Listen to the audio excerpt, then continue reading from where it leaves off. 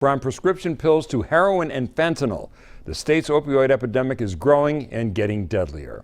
22 News I-Team reporter Tamara Sakarzik found out what's fueling the drug crisis and what's being done to stop it. The opioid epidemic affects people from all walks of life. The 22 News I-Team discovered while heroin overdoses are down in Massachusetts, the drug crisis is far from over. An epidemic that started with prescription pills and heroin is now being fueled by an even deadlier drug. Fentanyl is the #1 problem. Fentanyl is a white powder that can easily be mixed into other drugs. Many heroin users don't even realize they're taking it until it's too late. And that's the danger of it. You don't know what you're ingesting as a user. Fentanyl deaths reached an all-time high in Massachusetts last year, more than doubling the number of heroin deaths. DEA figures ranked Massachusetts third highest for deadly fentanyl overdoses, behind New Hampshire and West Virginia.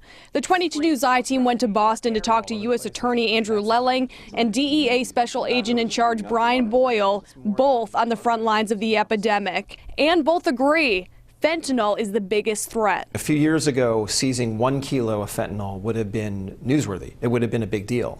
And now it's not. Now maybe 10 or 20 is a big deal. They credit fentanyl's wild popularity to the fact that it's cheap to make and produces a high that's 50 times more powerful than heroin. Unlike heroin, it's made in a lab, which means criminal organizations don't have to worry about a growing season. Where are the drugs in western Massachusetts coming from for the most part? The production of it is in Mexico, so the Mexicans have the handle on that.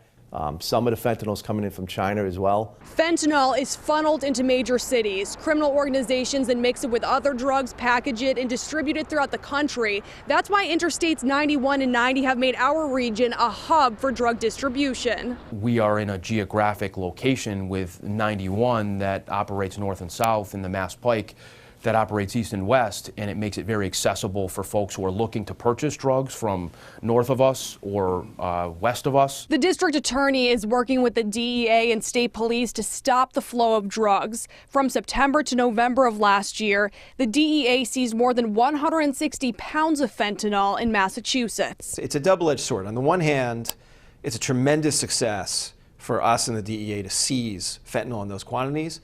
But on the other hand, unless anyone thinks we're seizing every single kilo, which I'm sure we're not, it's an indicator of the scope of the problem. In a recent crackdown, China and Mexico imposed new regulations on the chemicals used to make fentanyl, but the DEA said that's only a short-term solution.